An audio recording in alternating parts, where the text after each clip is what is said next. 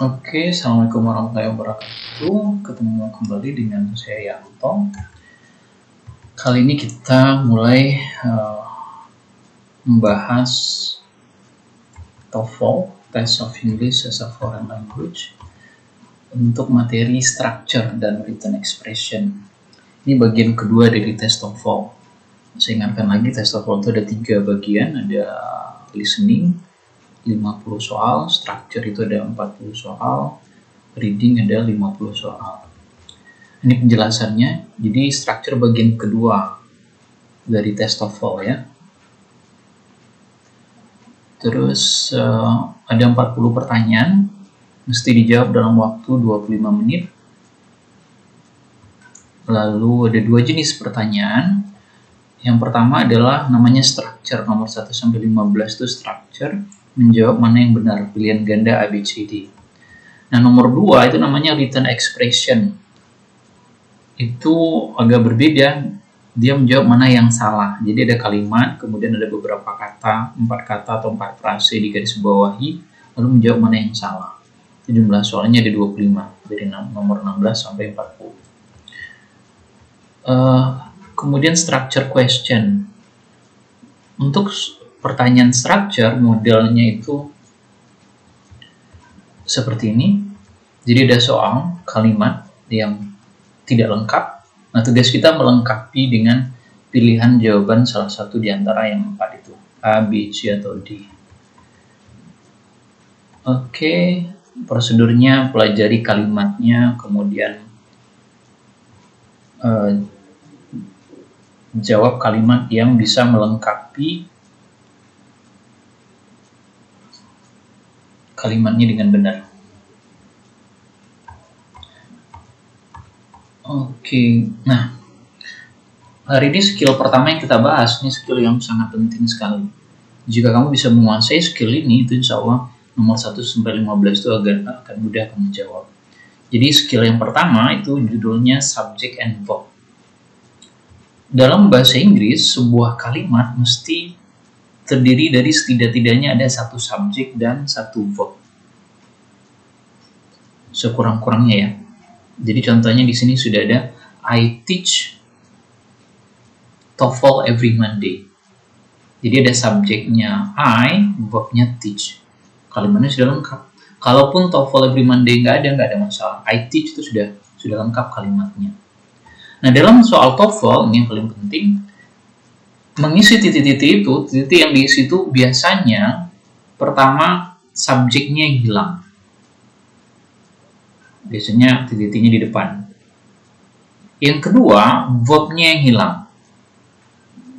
Predikatnya yang hilang. Biasanya titik-titiknya di tengah. Nah, yang ketiga bisa jadi subjek dan verbnya nggak ada sama sekali. Nah, jadi itu yang kita cari. Jadi harus dipahami begitu cara menjawabnya. Jadi tidak menerjemahkan. Tahu pun arti terjemahannya sama sekali tidak membantu. Oke, bisa dipahami ya. Nah, sekarang hal berikut yang harus kita pahami adalah yang bisa sebagai subjek itu apa saja. Kemudian yang bisa sebagai verb itu apa saja. Jadi sudah saya bilang di depan bahwa sebuah kalimat mesti ada 1 subjek, 1 verb. Subjek selalu letaknya di depan, verbnya sesudahnya. Tidak bisa dibalik.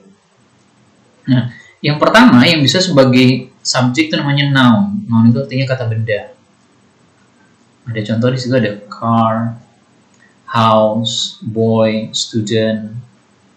Jadi kalau ada titik di depan bisa jadi jawabannya kata benda. Yang kedua bisa juga kemungkinan noun phrase. Noun phrase ini frase kata benda. Frase itu artinya kelompok kata. Dia sebetulnya kata benda juga, cuman jumlah katanya lebih dari 1. A small car.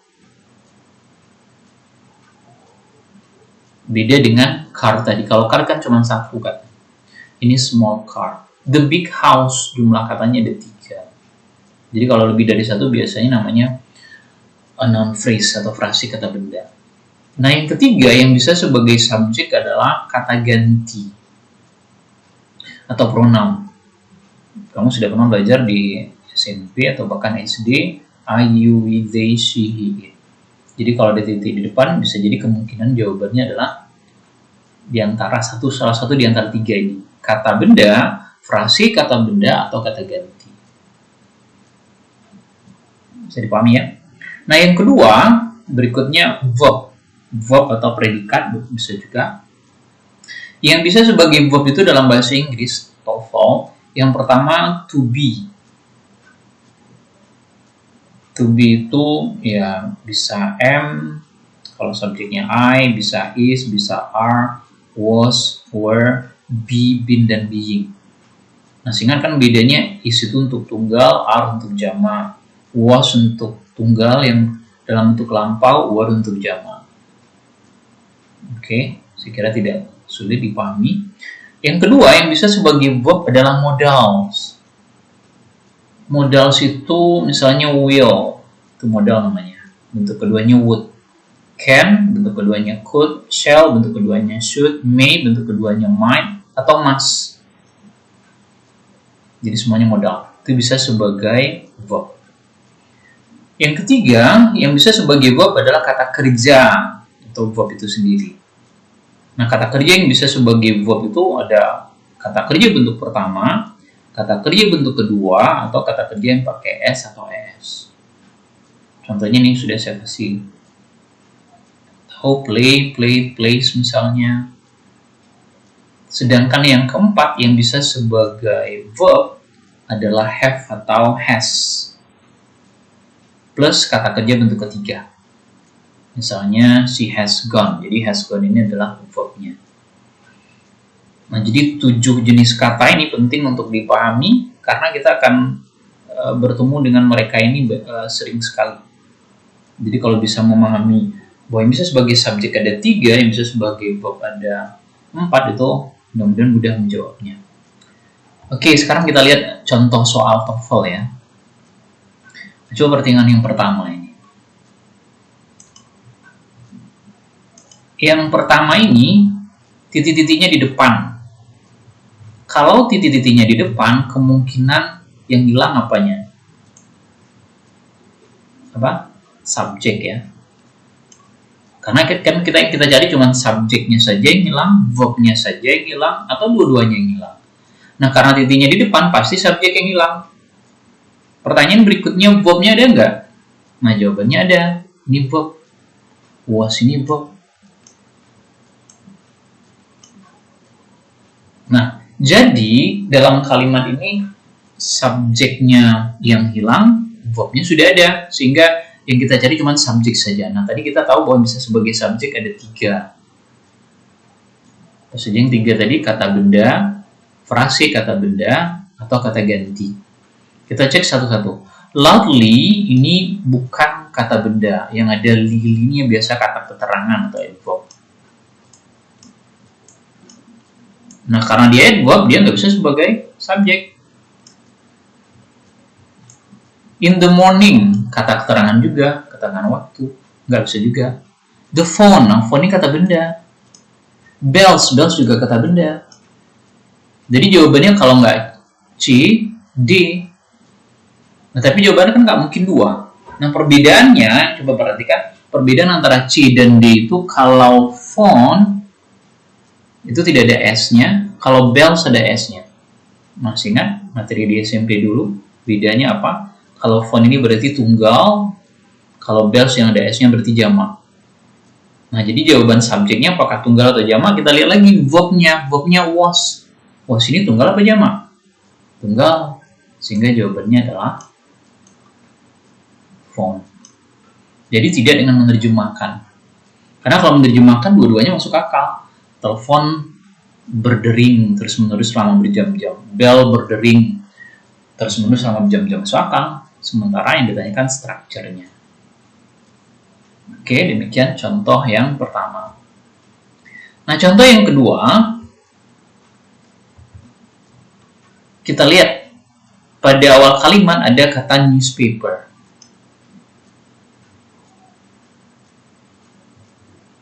Kata benda. Artinya monyet. Enggak ya.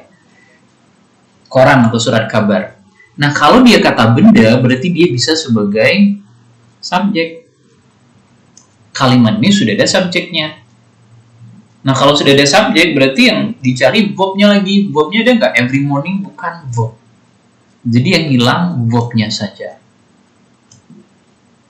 Nah, tadi kita ingat yang bisa sebagai verb itu apa saja? Tadi ada to be, ada modal, will, would, kemudian ada kata kerja bentuk pertama, kedua, dan pakai s. Kemudian have atau has yang ditambah verb 3. Yang itu sebagai verb. Delivery, noun, kata benda, nggak mungkin. Are, ini ada to be. Jadi kemungkinan ini. On time, kata keterangan, regularly, kata keterangan. Sehingga kita langsung ketemu ada verbnya. Oke, bisa dipahami ya. Jadi pertanyaannya cuma berkisar antara subjek, verb. Subjek yang hilang atau verbnya hilang, atau bisa saja dua-duanya hilang. Nah, contoh yang ketiga, ini agak menarik, berbeda dari yang sebelumnya. Pada kalimat bagian awal pada kalimat sudah ada kata the plane. Berarti ini kata benda. Kata benda berarti dia sudah bisa sebagai subjek. Terus kita cari verbnya. Apakah landing verb? Verb ing tadi tidak verb ya. Yang bisa sebagai verb cuman verb 1. Terus verb 2. Kemudian gue pakai s, nggak ada verb ing. Oke, jadi ini bukan verb. Jadi yang dicari kayaknya verb saja. Nah, coba perhatikan, pilihan jawaban ada yang pertama it is. Sudah ada subjeknya, it juga sudah subjek, berarti ini sudah pasti salah.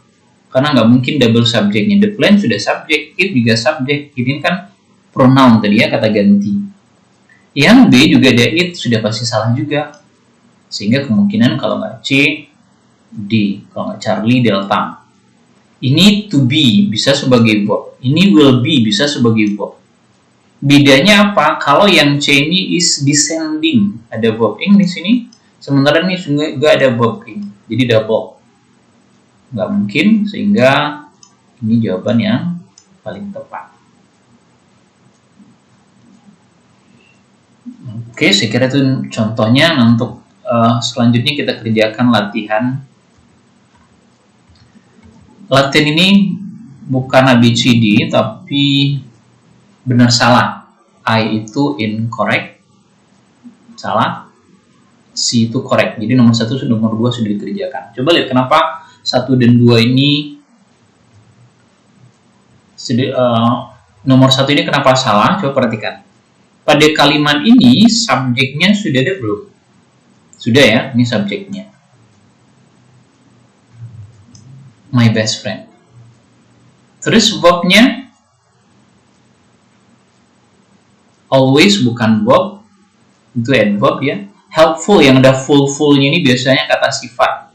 Careful, meaningful, beautiful, sayful enggak ya. Itulah dia kenapa salah, karena ada subjek tapi tidak ada verb.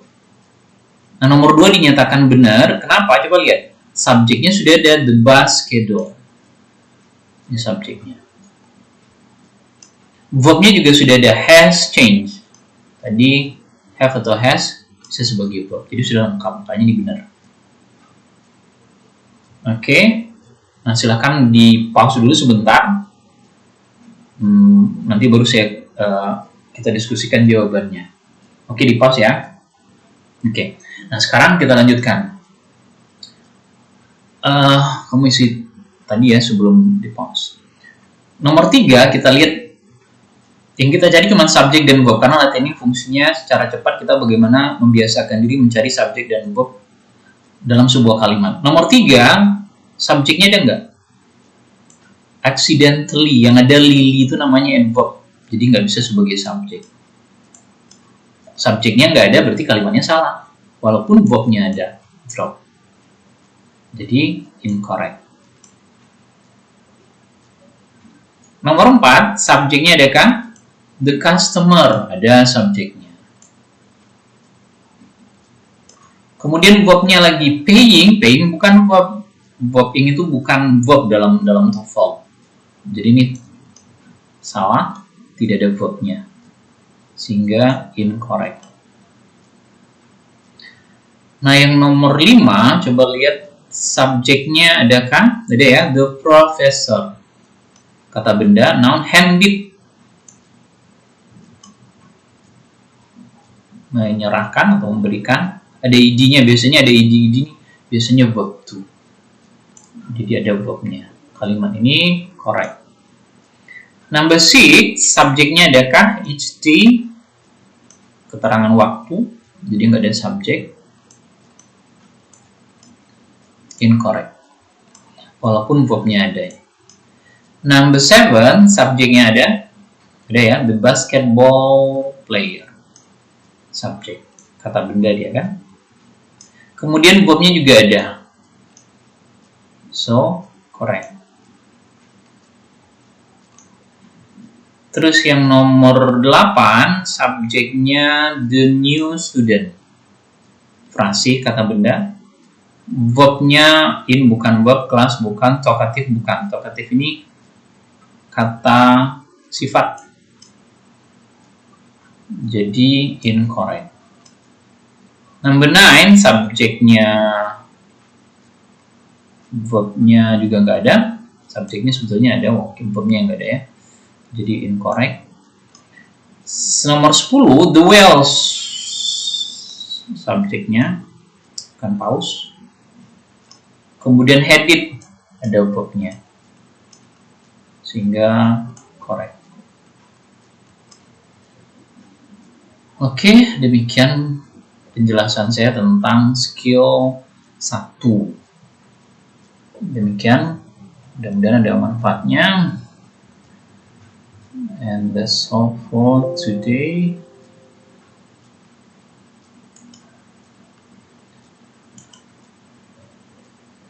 Thank you.